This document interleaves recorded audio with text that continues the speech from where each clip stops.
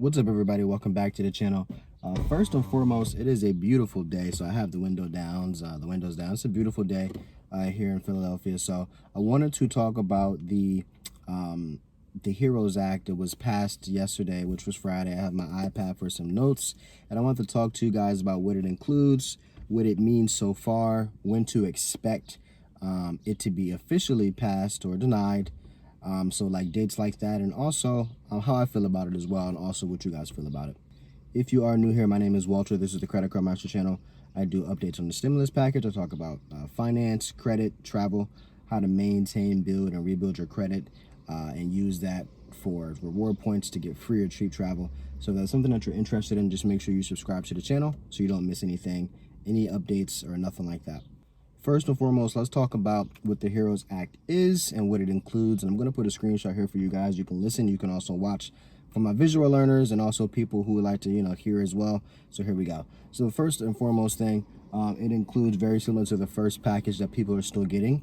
It's $1,200. It's just one time, though. It's not going to be recurring. It's just going to be a one-time $1,200 payment for individuals. And if you're married, it's going to be $2,400. So it's no benefit as far as that. It's just single 1,200, together 2,400. It's the same thing, with an extra 1,200 per dependent, up to a maximum of 3. Okay, so keep that in mind. That can be up to $6,000. So for each dependent up to 3, you could get 1,200, which is pretty awesome. It's a lot better than the last one that we just had. So that's the first and most important thing that people are definitely looking at. Is also going to give you about $1 trillion in aid to state and local governments. It's going to extend the unemployment benefit of $600 a week up until January 2021, which is great because a lot of people have been unemployed since March and April, and it's crazy. It's going to expand COVID testing, treatment. It's also going to enhance tax credits for employers, support to help renters and homeowners make monthly rent, utility payments. $3.6 billion in grants, $10 billion for the supplemental nutrition assistance program, and also it's going to be giving some money to hazard workers, which I think is the most, honestly, one of the more important things. I know people, have bills to pay. We want $1,200 or more if we're, unemployed and struggling. But the hazard workers, the people who have to work in what they call hazardous conditions. To me, hazardous conditions are public transportation, hospitals, obviously, but even on a lower scale. And I'm not, saying that somebody that works in a hospital versus somebody who works in a fast food restaurant is better. We're all people, we're the same.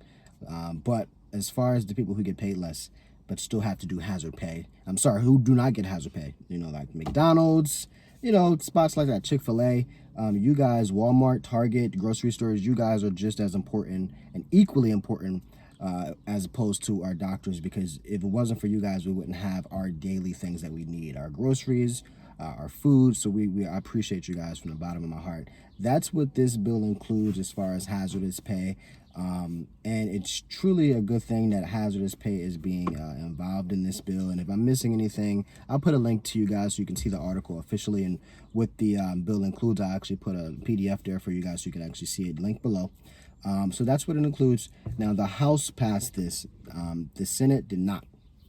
So keep that in mind. You need the House and the Senate to pass it. And then you also need the president to sign it in order to be official, in order for it to be law. So one part has been done. It's looking good for the sole fact that it got past phase 1, in my opinion. I call it part 1. I know there is a lot of, disagreements between, both chambers, both branches, but at the end of the day, like the first check, it had to get past the first step. It got past the first step. I don't expect to hear anything until maybe about June, especially with everything going on right now. You have Memorial Day weekend. Looks like Senate's not really doing much right now. So maybe June, we'd expect to hear something. And again, guys, make sure you subscribe to, get that information. So that's what it entails. The date time frame, again, I would say maybe June. I wish it would be faster. If I'm wrong, that's a good wrong. I don't mind being wrong when it is good, especially when it's good. So that's great. So that's what it is. Now, here's how I feel about the bill. I feel like the bill is good. Now, I feel like and I'm really, it's more so for me, not about the money for me. Thankfully, I'm in a situation where I'm not struggling, but I know there are so many people out there that do, and I feel extremely bad because 1,200 is it's good. It's more than what we've got. I mean, it's the same, but it's another one, so it's 2,400 or more, depending on your household and your lifestyle. But 1,200 one time again is just not enough. When you think about people have been out of work since March, that's 3 to 4 months right there, and $2,400 total. If I'm looking like somebody like myself, if I'm out of work since March, unemployment benefits of course, but $2,400 is just not enough, and it's not enough to boost the economy. $1,200 for me, no kids, I live by myself, I'm unmarried, so I'm only going to get $1,200. If I was struggling, the first thing I'm going to do is not travel, is not put money back into the economy by going shopping, going traveling, none of that. I'm going to pay the bills that I'm going to probably be behind on. So it's not helping the economy out at all in that instance. We need more if we want to really see a rise in an economy, because the first thing people are going to do when they go back to work, like I've said before, is not go on vacation. It's not go shopping. It's not put money back into the economy the way that they want it to be done. It's going to be to catch up on bills that we're past due on. Credit card bills, mortgage, rent, things that we need to survive, things we need to live. And it's going to be like that for a while. When people fall behind, they're typically behind for a few months, maybe up to a year, or maybe even more. You never know people's situations, and this could have really knocked somebody off, especially, unfortunately, for the people who live check to check.